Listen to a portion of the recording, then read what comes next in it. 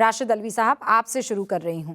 एक सिंपल सा सवाल है, कांग्रेस 6 के 6 छंद गाने से क्यों एतराज करेगी जबकि कानून बन चुका है दोनों सदनों से?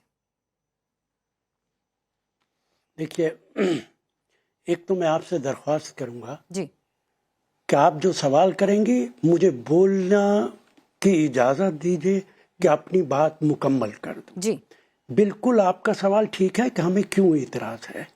पहली बात तो मैं आपका थोड़ी जो गुफ्तगू है उसमें एक तब्दीली कर दूं कि 1937 में कांग्रेस ने मुस्लिम लीग के दबाव में ये पास किया था। आपको मालूम है ये पास किस तरह हुआ था? अक्टूबर सन 37 में महात्मा गांधी, सुभाष चंद्र बोस, रविंद्रनाथ टैगोर, इन 3 नेताओं की लीडरशिप में पास हुआ था। आप कहिए महात्मा गांधी मुस्लिम लीग के दबाव में थे, अमित शाह जी कहें कि वो मुस्लिम लीग के दबाव में थे, वो कहें कि डॉक्टर सुभाष चंद्र बोस मुस्लिम लीग के दबाव में थे, और उन तीनों नेताओं की लीडरशिप में कांग्रेस में ये पास हुआ 6 स्टांजास की जगह 2 स्टांजास पढ़े जाएंगे। वो बाकी 4 क्यों नहीं पढ़े जाएंगे? मेरे ख्याल से जितने नेता जो सपोर्ट कर रहे हैं, अगर उनमें से 6 के 6 स्टांजास आपके चैनल पे पढ़ के सुना दे तो मैं उनका फॉलोवर बन जाऊंगा। देखिए, मेरे पास वो स्टांजास भी हैं जो पढ़ूंगा तो मुश्किल होगी, लेकिन उनका ट्रांसलेशन मैं आपको बता देता हूं रूबिया जी। माँ तू अपार शक्ति है, संकट से पार लगाने वाली है, शत्रुओं का नाश करने वाली है, हम तेरी ही पूजा करते हैं। तू ही अस्त्र शस्त्र धारण करने वाली माँ दुर्गा है, मैं तेरी ही पूजा करता हूं। अरे मुसलमान तो रसूल पाक की पूजा नहीं करता। भारतीय जनता पार्टी ये कानून पार्लियामेंट में इसलिए पास कर रही है कि वो मुसलमानों से दुश्मनी पे आमादा है। महात्मा गांधी ने क्यों नहीं ये 6 स्टांजास माने थे? सुभाष चंद्र बोस ने क्यों नहीं माने थे? और एक बात और मैं आपको बताऊं, 1943 में जब सुभाष चंद्र बोस ने अपनी आर्मी बनाई तो उन्होंने जनगण मन का भी तर्जुमा करवाया ताकि हिंदू और मुसलमान किसी को कोई आपत्ति ना हो।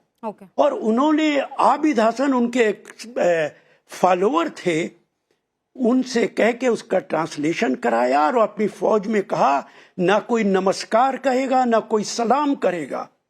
1941 के अंदर पहली बार आबिद हसन ने जय हिंद का नारा दिया और सुभाष चंद्र बोस ने अपने फॉलोअर से कहा कि आप सब लोग जय हिंद कहेंगे, जो आज पूरे भारत के अंदर पूरी पुलिस कहती है। तो जो आपत्ति है, इस देश के कॉन्स्टिट्यूशन के प्रेम्बल में लिखा हुआ है कि ये देश सेकुलर देश है, धर्म हमारा अपना धर्म है। मैं मुसलमान हूं, बाकी लोग हिंदू हैं, हम उनकी इज्जत करते हैं, वो हमारी इज्जत करते हैं। भारत का कोई मजहब नहीं। हाँ, आपने सारी बात कह दी। अब प्रेम्बल में सेकुलर।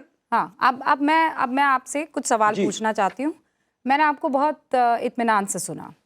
मुझे ये बताइए, रहमतुल्लाह एम सयानी जी, क्या ये हिंदू थे कि मुसलमान? जी, जाहिर है मुसलमान रहे होंगे। नवाब सैयद मोहम्मद बहादुर हिंदू के मुसलमान? हाँ, जाहिर है। सैयद हसन इमाम साहब हिंदू के मुसलमान?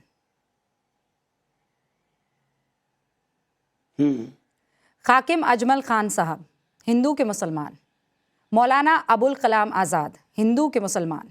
हकीम अजमल खान, हाँ, हकीम अजमल खान, मुख्तार अहमद अंसारी हिंदू के मुसलमान? मुख्तार अंसारी, जी बिल्कुल। सारे के सारे मुसलमान? ये सारे फ्रीडम फाइटर्स हैं। सारे फ्रीडम फाइटर्स, कलमा गो, अल्लाह की इबादत करने वाले और वतन से मोहब्बत करने वाले। इन सब ने वंदे मातरम पूरा गाया, कभी किसी ने कोई एतराज नहीं किया, तो ये कम मुसलमान हो गए?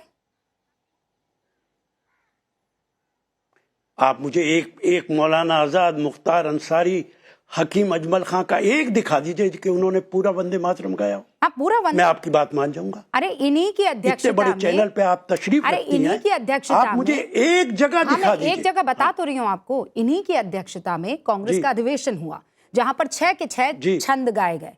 आप बता दीजिए कि इन्होंने नहीं गाया। नहीं, किस जगह, किस सेशन के अंदर हुआ है? अरे जो इनके सेशन का नाम बताइए ना। 1927 मद्रास में 37 का 42वां सेशन हुआ था, तब पूरा 6 छंद पढ़े गए थे। भाई 1900 भाई रुबैया जी, आप मेरी बहन हैं। हाँ। 27 के अंदर वंदे मातरम किसी ने नहीं गाया। ये तो पहली बार 1937 में अडॉप्ट हुआ है। और 1 मिनट और मैं आपको आगे बात बता दूं। नहीं सर, कि जब 1950 में इसे अडॉप्ट किया गया, एक मिनट अपनी बात पूरी कर दूं। कॉन्स्टिट्यूएंट असेंबली के अंदर सर, आप बहुत बहस के बाद आपने एक जुमले में पूरा नहीं, पहले आप मुझे इधर से उधर मत कीजिए ना सर। पहले मुझे बस ये बताइए, मुख्तार अहमद अंसारी साहब ने जो वंदे मातरम गाया 6 छंदों के साथ, आप कह रहे हैं कि वो मुसलमान नहीं रहे? नहीं, मैंने यही नहीं, मैंने तो कहा उन्होंने गाया ही नहीं। क्यों नहीं? कैसे नहीं गाया? अंसारी साहब यहाँ दरियागंज के अंदर रहते थे। अरे कैसे नहीं गाया? कैसे नहीं गाया राशिद अल्वी साहब?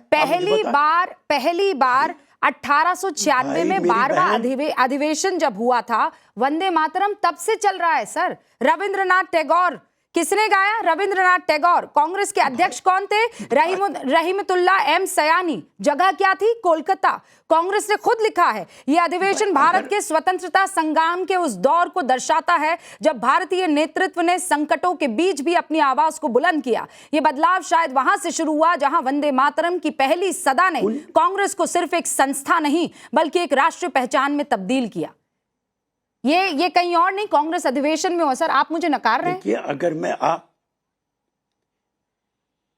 देखिए आपकी बात अगर मैं मान भी लूं कि किसी इंडिविजुअल बड़े नेता ने ये गाया, हालांकि मैं इससे इत्तेफाक नहीं कर रहा हूं, लेकिन मैं आपकी बात माने लेता हूं। लेकिन कांग्रेस पार्टी ने तो 1937 के अंदर इसे अडॉप्ट किया है। ठीक है, कोई एक इंडिविजुअल आदमी अगर कुछ कर रहा, वो चाहे नहीं, मुसलमान हो। इंडिविजुअल बताया ना। अरे रुबैया जी, मुसलमान तो हिंदू भी हो रहे हैं। राशिद साहब, मैं आपकी बहुत इज्जत करती हूँ, इंडिविजुअल अगर है, एक इंडिविजुअल नहीं है ना। और मैं अलग अलग आपको साल बता रही हूँ। रहीमतुल्ला एम सयानी 1896 कलकत्ता में 12वां अधिवेशन। नवाब सैयद मोहम्मद बहादुर 1913 कराची में 28वां अधिवेशन। सैयद हसन इमाम 1918 बॉम्बे का विशेष अधिवेशन। हाकिम अजमल खान 1921 अहमदाबाद का 36वां अधिवेशन। मौलाना अबुल कलाम आजाद 1923 दिल्ली का विशेष अधिवेशन। मुख्तार अहमद अंसारी 1927 मद्रास का 42वां अधिवेशन। सर मुझे बताइए, ये सब इंडिविजुअल थे क्या? ये वो नेता नहीं थे जिनके पीछे सारा मुसलमान चलता था? जी, आपने इनको सबको दरकिनार कर दिया। आप कह चुके पूरी बात। बिल्कुल कह चुकी। पहले मुझे इसका जवाब दीजिएगा। आप कह चुके पूरी हाँ, मैं बात। बहुत इत्मीनान से आपके साथ इस पर चर्चा करना चाहता हूं। मैं आपकी बात का जवाब दे रहा हूं। जी, पूरी बात सुनिए। 1923 में मौलाना आजाद कांग्रेस के प्रेसिडेंट नहीं थे। मौलाना आजाद उनकी अध्यक्षता में पहली बार राशिद साहब, मैं बहुत होमवर्क करके आती हूँ। पूरी उनकी अध्यक्षता में, प्रेसिडेंट नहीं थे वो, अध्यक्षता में हुई है। मतलब he was in the chair. वो अधिवेशन जो है उनकी अध्यक्षता में हुआ। भाई अगर पूरा वंदे मातरम कभी नहीं गाया गया, 2 स्टैंजाज गाए गए हैं। और मैं आपकी मालूमात के लिए एक बात और इजाफा कर दूं कि 1950 में जब पहली बार, रुबैया जी मेरी बात सुन लीजिए, जब कॉन्स्टिट्यूएंट असेंबली के बस इसीलिए तो मैं कह रही हूँ, मैं आपको फैक्चुअली करेक्ट कर देना चाहती हूँ। अनाउंस किया ये 2 स्टैंजा, राशिद साहब, ये 2 स्टैंजा वाला तो पूरा मामला आया ही 37 के बाद है ना, 37 के वक्त। मैं बात कर रही हूं 1896 की, 1913 की, 1918 की, 1921 की, 1923 की, 1927 की। वंदे मातरम तब तक चलता रहा। फिर अचानक मुस्लिम लीग को एहसास हुआ कि इसमें तो माता हैं, इसमें तो हम किसी और की आराधना कर रहे हैं। तो इससे पहले जिन ने भी गाया, तो इन्होंने क्या किया? ये कलमा गो नहीं रहे, इनका इस्लाम खतरे में पड़ गया। मैं बहुत सिंपल सा आपसे सवाल पूछ रही हूं। अगर मैं आपकी बात मान भी लूं, क्या आप जस्टिफाई करेंगी आज कि दुर्गा की पूजा सारे मुसलमान करें? आप कहिए कि हाँ ये जरूरी है। सर मेटाफर नाम अगर की चीज किसी सुनी है इंडिविजुअल आपने? ने, मैं चलिए आपकी बहस में मैं नहीं पढ़ता, मैं बहस में नहीं पढ़ता, मैं आपकी बात मानता हूं कि चलिए इंडिविजुअल लोगों ने गाया होगा, लेकिन क्या ये कॉन्ट्रेरी नहीं है? और मेरी बात आप बीच में पूरी सुन नहीं रही। 1950 में जब कॉन्स्टिट्यूएंट असेंबली में 2 वर्सेस अडॉप्ट किए गए तो श्यामा प्रसाद मुखर्जी भी वहां मौजूद थे, जिन्होंने जनसंघ पार्टी बनाई, वो भी मौजूद थे। उन्होंने भी कहा कि हाँ 2 वर्सेस होने चाहिए।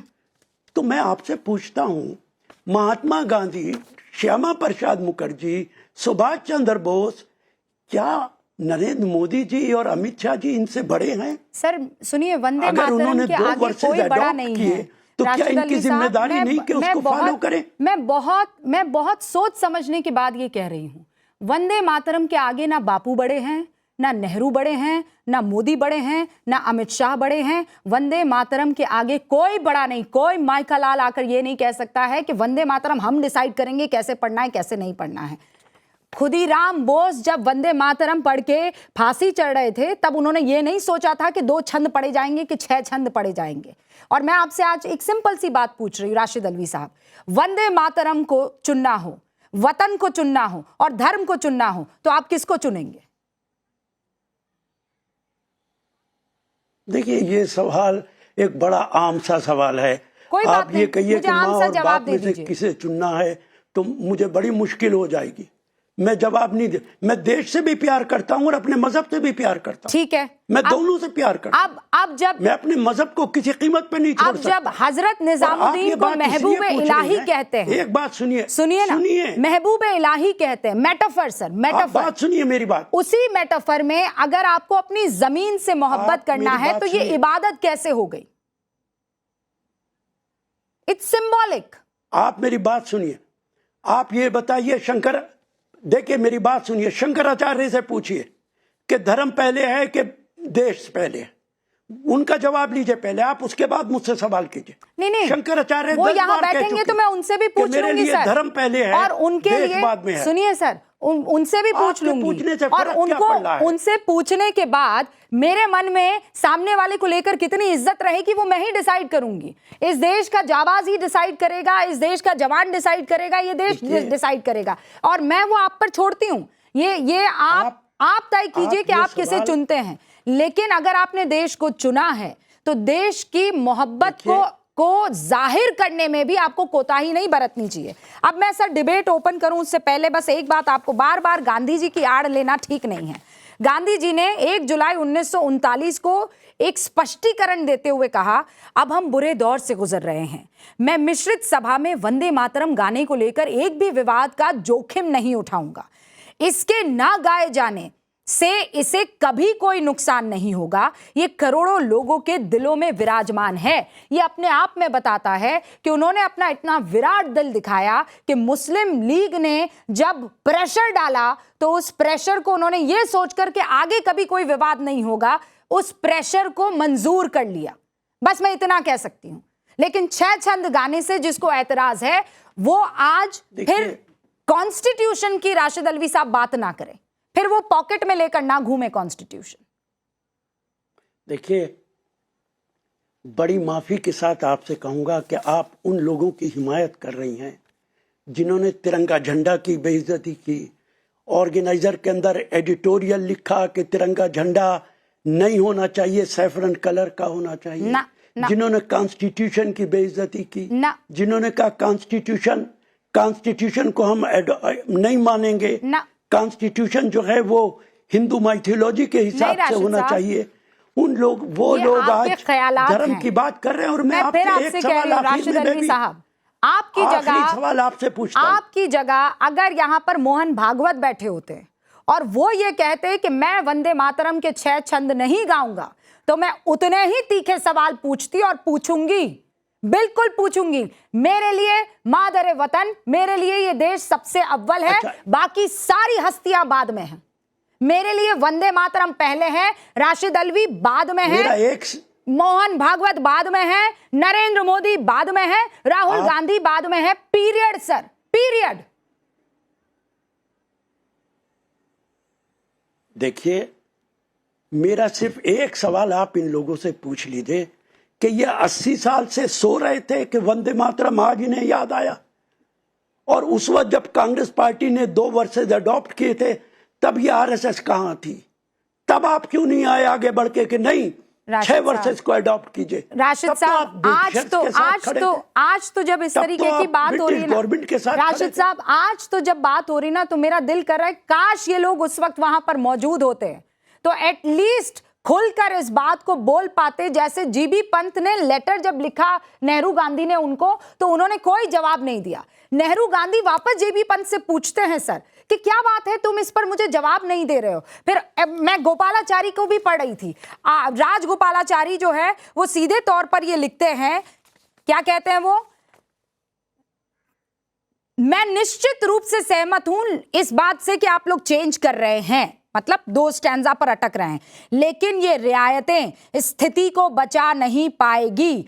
हम स्वयं इन सूत्रों के अनुसार कार्य कर सकते हैं, लेकिन यदि हम इन्हें रियायतों के रूप में सामने रखते हैं तो ये आगे होने वाले आंदोलनों में के मुद्दा बन जाएंगे और इससे शांति के लिए कोई लाभ नहीं होगा। दूसरी ओर इन रियायतों से हिंदू मनोविज्ञान कमजोर पड़ सकता है और चारों ओर निराशा पैदा हो सकती है। हालांकि मैं इन बातों से पूरी तरह सहमत हूं और चाहता हूं कि सभी कांग्रेस जन क्रमांक 11, 12 और 13 में शामिल बिंदुओं के संबंध में इन निर्देशों का पालन करें। ये सीधे तौर पर राजगोपालाचारी लिख रहे हैं लेटर में। सर बस मैं यहीं पर समाप्त करती हूं। राशिद अल्वी साहब, आपने वक्त निकाला, आप हमारे साथ आए, बहुत बहुत शुक्रिया और अपनी बात सामने रखी है।